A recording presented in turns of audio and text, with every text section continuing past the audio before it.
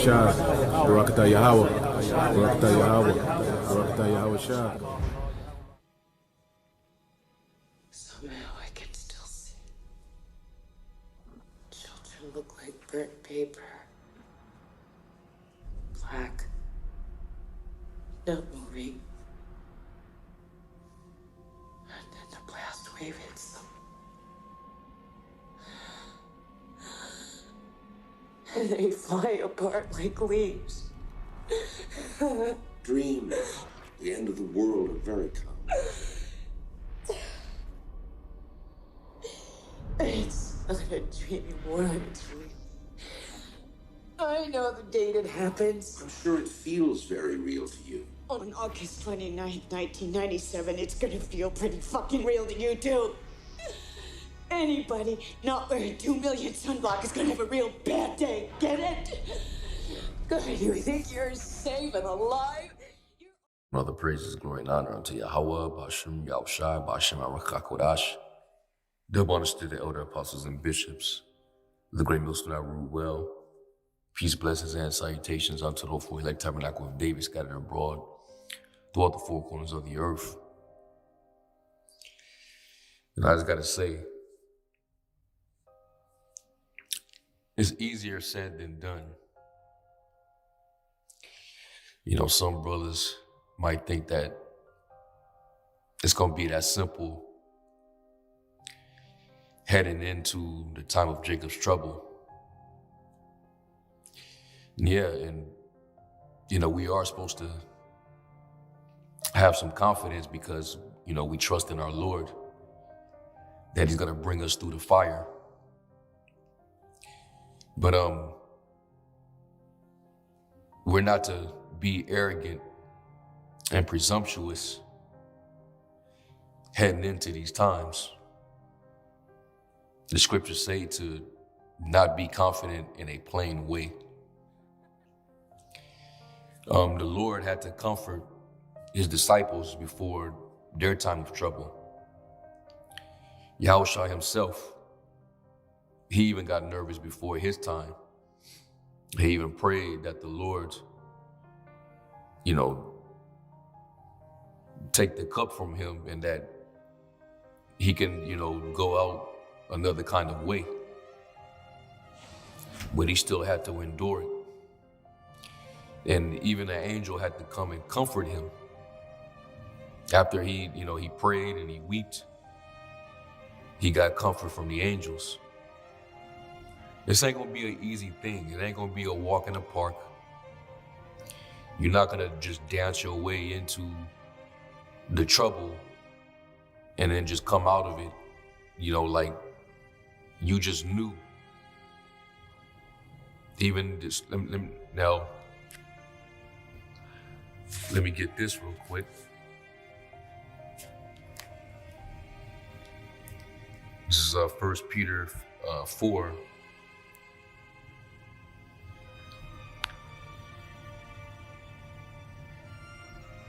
And 18. Now I'm gonna start at 17 actually. 1 Peter 4:17. For the time has come that judgment must begin at the house of the Most High. And that's all of you out there that know that you're an Israelite. You know who you represent. You know what God you're to serve. So you're held responsible, accountable for what you know now. And if it first began at us, what shall the end be of them that obey not the gospel of the Most High? And if the righteous scarcely be saved, where shall the ungodly and the sinner appear? Just keep that in mind, that the righteous are scarcely to be saved. So that means that it's not going to be as easy as you would think. And right now, yeah, we're preparing ourselves. We're trying to store up for ourselves in heaven, you know, that foundation. and hopes that the Lord looks upon our good works and remember it in the day of his wrath, his fury, when he brings total tribulation upon this place. It's not that easy, man. All right, and yeah, we're not to fear man. Even the Lord said, fear not him that can only kill the body, but rather fear him that can destroy both the body and soul in Gehenna. We don't want no parts of the second death, that's for sure. And that's why we give diligence to make the calling of our election sure. All right. This is a very straight and narrow pathway. And the path is so difficult, it even tells you in the Apocrypha,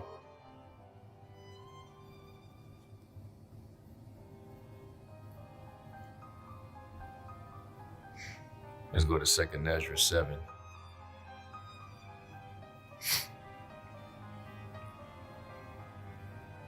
Second Ezra 7 and verse 7.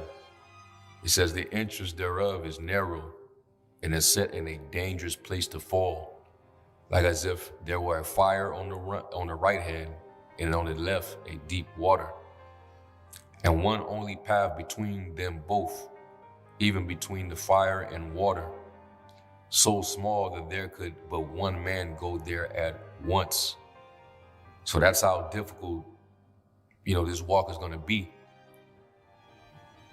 It's one thing when, you learn that you're an Israelite and, you enjoy, you receive this word, the gospel, the good news, you like the pros of it, you like the sweet part. But once that bitterness kicks in, it'd be a different story for a lot of people. Some people can't even handle the bitterness side of it. They don't want to hear that you can possibly lose everything, including your life. That you would be ostracized from this world. That you'll be persecuted. You'll be separated from your families. And then during the time of trouble, of course, you're going to be in peril. We know that, especially if you're here in Babylon, it's going to get worse and worse and worse. All right, there's trouble all around the world, but here in America, people are still comfortable, even though they're undergoing issues, certain hardships, economic woes. But nobody's going to save the day because it's not meant for Babylon to bounce back. Trump is not going to make everything good. He's not going to make America great again. Babylon is destined to fall. And what comes with a falling empire? Famine, death, destruction, chaos, insurrection. The love of many waxing cold, no trust, demoralization. And you're going to stick out like a sore thumb, if you're standing on righteousness, because the world is growing more and more wicked by the day. We know that we are the children of the Most High, and the whole world lieth in wickedness. So the path is going to be very much more difficult. But we have the scriptures to comfort us, knowing that the Lord's going to bring us through that fire. We got the scriptures that comforts us that in the time of famine, we're going to be satisfied. We're going to eat, and the wicked of our people are going to starve. That's for our comfort going into the time of Jacob's trouble. We're not going to be skipping and dancing into the time of Jacob's trouble. This is still a solemn thing. It's very serious, man. The prophets who had the visions of these times, they didn't say, okay, well, they woke up from a dream and they start dancing and skipping around like, yeah, I'm gonna go through that. Yeah, I'm gonna get, hey, I ain't no coward. You know what I'm saying? This finna be a cakewalk. This gonna be easy work. No, they didn't have that attitude. When they woke up, they was in fear, man. Some of them pulled the beards out, they was pulling their hair out their face, man. Some of them vomited. Even Ezra said, woe is me, who would deliver me in those times, man?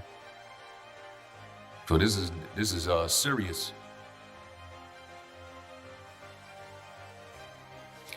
It says in 8, it says in only, I think I read that one. So the path is so narrow that only one man at a time can walk through. That's how narrow it is. And the Lord even already said, you know, broad is the wide is the gate and broad is the way that lead up to destruction. There's going to be many that go in there because that's the more comfortable route. People want the easy way. They want the cakewalk, the walk in the park. They don't want it easy. They don't want it difficult. Because in America, you learn to be an Epicurean, not a Stoic. They want pleasure, comfortability. It says, if this city now were given unto a man of an inheritance, if he never shall pass the danger set before it, how shall he receive this inheritance? Okay. Let me jump down to 12. And it says, then there were entrances of this world made narrow, full of sorrow and travail. And that's what we're going to have to go through. Acts 14:22.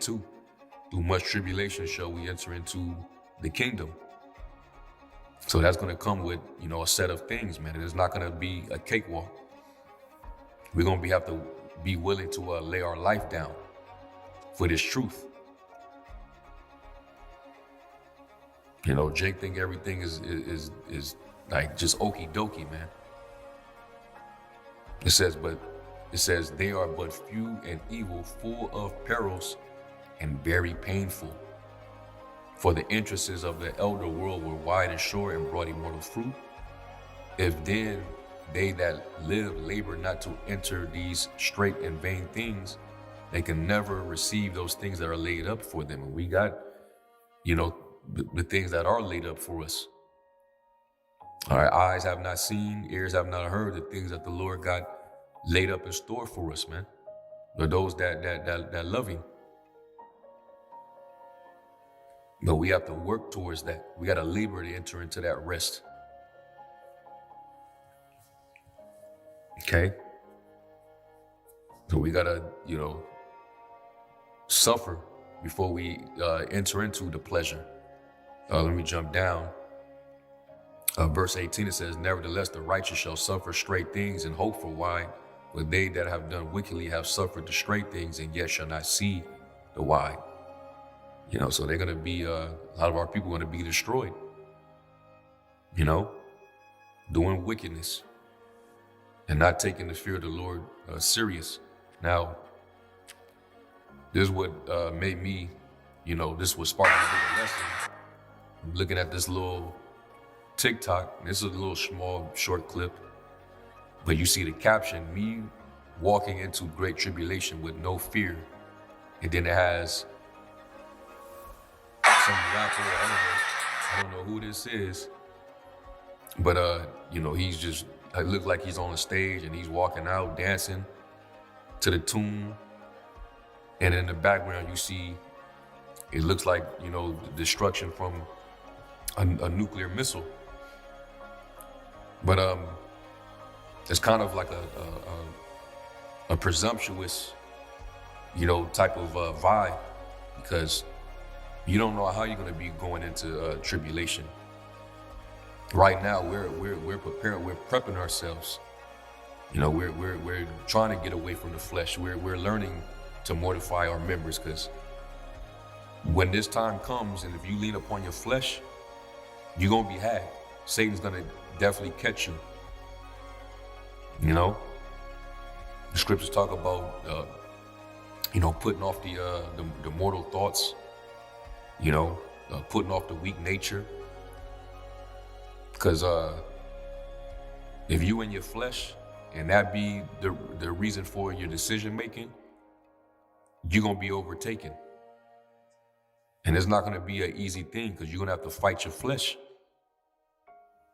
When our temptation comes, you're gonna have to deny your flesh in that moment.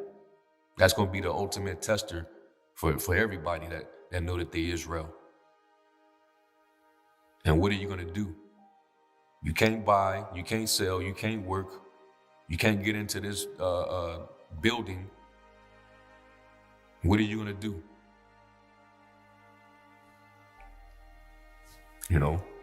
We're bracing ourselves for it, man. It's like when you on a roller coaster and right before that big drop, the big one. You all right? Jake think it's gonna be easy. But, the scriptures say not to be confident in a plain way. Just understand. We're gonna need, this is why prayer is important and faith is very important.